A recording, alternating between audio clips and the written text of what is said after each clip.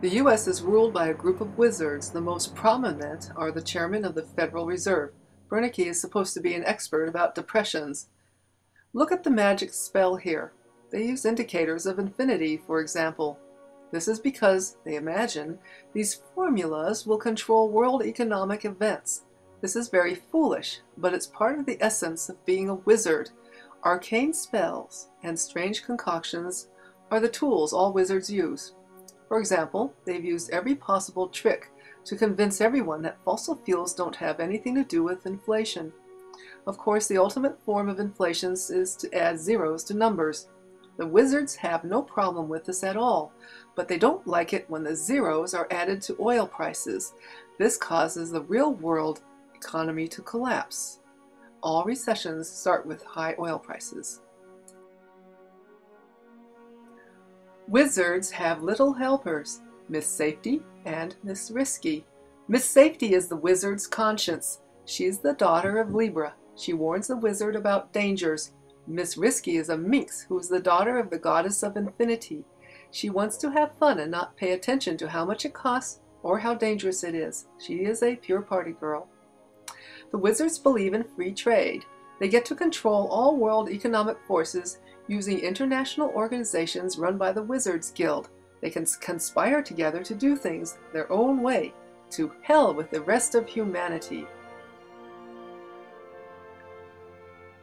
The foolish U.S. wizards think their magic wands are creating wealth. Instead, it is simply transferring ownership from the U.S. to foreign powers such as Japan, Russia, and China.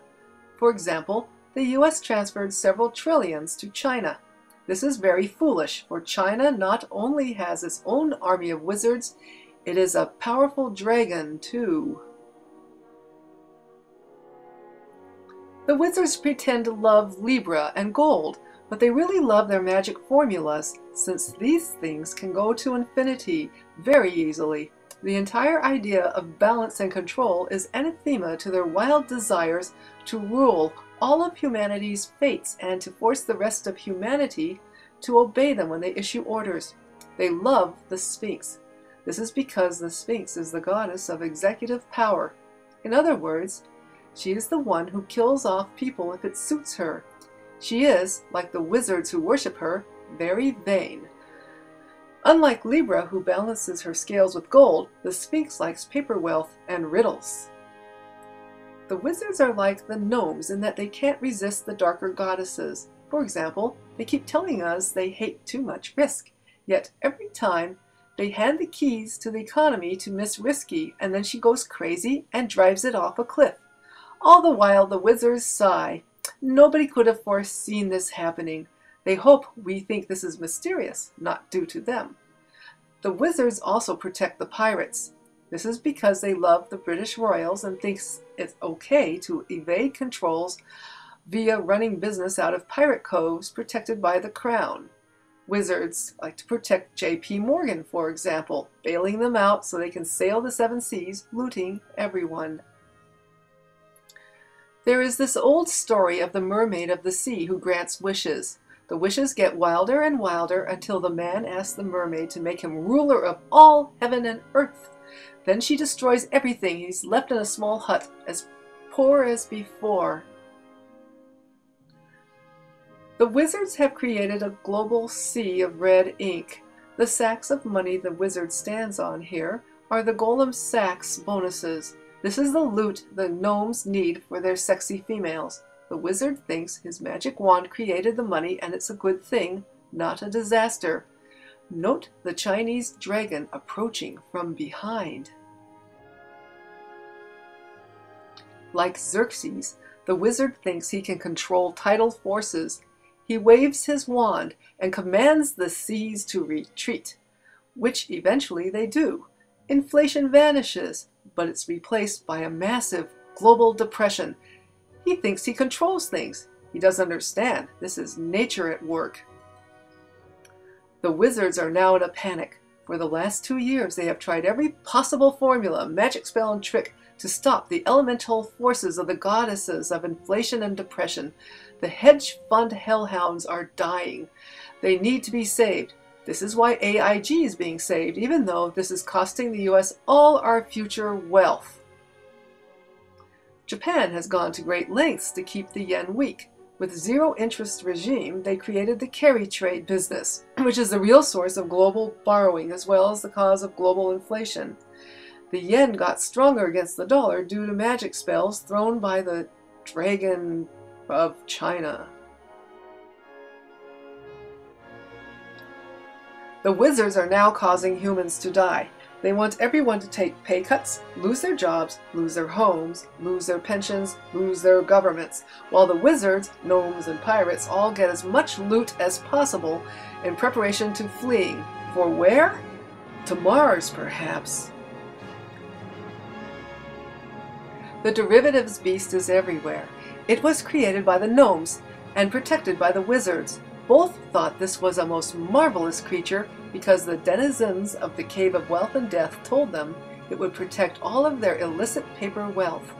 Obviously, this was a lie. Imagine that. Russia, China, and possibly Iran are all forcing the US into a new world order of using gold as the basis for world trade, not paper fiat money controlled by the wizards. The wizards are alarmed. They know this kills their power. They can't use the IMF to terrorize the planet, for example. The hellhounds are now begging the wizards to give them safe investments, bankrolled by the US taxpayers. The wizards are more than happy to do this. The trick is simple. They have to clothe it in magic, chants, and spells so the US taxpayers don't notice they're taking on all the risks while the gnomes, pirates, and hellhounds get all the profits. This attempt at saving the very things responsible for destroying the entire planet's financial systems requires doing this in the dark of night. This is why many new schemes are floated on Friday afternoon. In desperate situations, the wizards do this at midnight on a weekend. The latest magical attempt was to get rid of the derivatives beast, but it was a total failure. Lehman Brothers went bankrupt, triggering many swaps. AIG told the government, "We can't stop the beast. It's eating all the insurance we wrote across the entire planet. You better give us $500 billion or it will eat you." The need for infinite funds is great. Since these creatures created infinite wealth-making machines, now that these things are crashing, they're all zeroing out the profits. The hellhounds of the Caribbean wish to romp with Miss Risky, but they are too weak due to previous losses from this last year. Up until 2007, everyone was told wizards are very powerful and much wiser than us, so people listened to the wizards and admired them. Now everyone can see the wizards are worse than useless and utterly out of control. The sums needed to revive things goes up and up. When this cartoon was done, it was only 36 billion. Eventually, it soared to the trillions and hasn't even begun to fix anything at all. On the contrary, it's setting very dangerous counterforces into motion. The next trick was to get all the debtors to continue paying interest on loans they can't afford. This way, the hope was the magic would resume and more funny money would appear and everything would be fine again. Chief Wizard and Criminal Greenspan still goes about the planet, giving speeches whereby he denies being one of the wizards responsible for the destruction of our entire planet's systems. Suddenly, he began to blurt out the truth to the horror of the present wizards who are trying in vain to pretend they have power over reality. The public is now attacking all the creatures who ran into the Cave of Wealth and Death to grab this loot. The wizards wish we would just go away.